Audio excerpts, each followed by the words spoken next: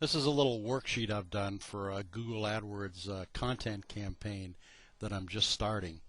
And it's a really good idea to use a worksheet like this or something similar to it so that you're operating on facts and not expectations. Because as we run through, you'll see it's very easy to quit a campaign too early. And also, you don't want to stick with a campaign that has no chance of being profitable under the condition that it's in at the time. When you start a campaign, there's only two things that you really have any control over or you know. One is the profit per sale for the merchant's item. In this case, the item produces $30 every time a prospect makes a purchase. That's established by the merchant, but it's a known fact. The only other item I have any direct control over is the cost per click. I can tell Google how much I'm willing to spend on a click. The only other two items that you have any influence over are the number of impressions that Google will serve and the click-through rate on those impressions. This video is too short to go into the details, but you can increase the number of impressions that Google will serve by adding more placements to the campaign. But the most important single factor on the page that you have any influence over is the click-through rate. On the content network, a click-through rate of 0.002 or 0.2% is probably the minimum that you should accept. If you run a campaign through 10,000–15,000 impressions and your click-through rate is substantially below 0.002, then you probably want to pause the campaign and rewrite those ads and work on the headlines primarily, because that seems to make the greatest impact from ad to ad.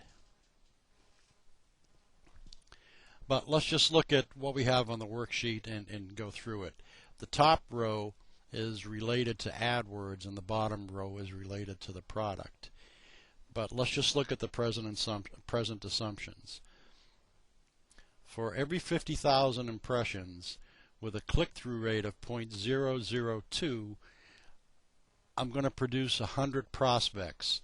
A prospect being a person that gets to the merchant's page and can make a buying decision by making one click. This early in the campaign, because I don't know, I'm assuming a conversion rate of 1%. For every 100 prospects, I'm expecting one buyer. And if all of these things that I'm assuming worked out, then with 50,000 impressions, I'd be turning a profit. And you can also continue to make the assumption, as long as the numbers don't change, that for every 50,000 impressions, I'll make about $15 in profit. And then I can do some planning, because under the 15 cents per click, I know that 50,000 impressions are going to cost me $15. So there aren't going to be any surprises the middle of the month when Google hits your account for 10 or 20 times more than you were anticipating. But back to click-through rate, which is, again, the most important item that you have any influence over.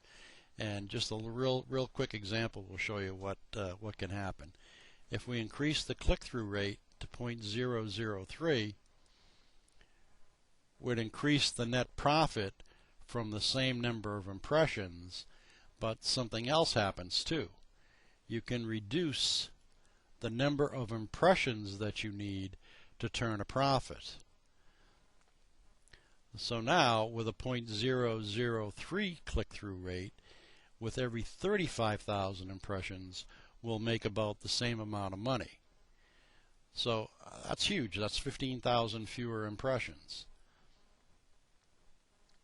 And also, the benefit of having a higher click-through rate is that your ads will cost less. Google rewards click-throughs, so as your click-through rate goes up, your cost per click goes down for the same ad position. So everything is based off of the click-through rate. And you can see we went from 1575 to 1680, so that's $1 more profit for every 35,000 impressions by raising the click-through rate from 0.002 to 0.003. So accept 0.002 as the minimum. A 1% click-through rate, one click for every 100 impressions is the holy grail. And very, very few people achieve that, but you can get click-through rates of 0.7 and 0.8 in the content network. But never stop working on your click-through rate.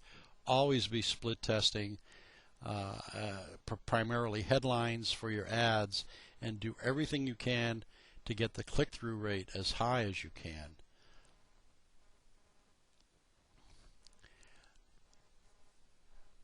This worksheet is available on the Micro Niche Mavericks website at no cost. If you want to pick up a copy, you can work with it. I highly recommend that you have a worksheet either like this or similar to it, so that you're always operating on facts and not expectations.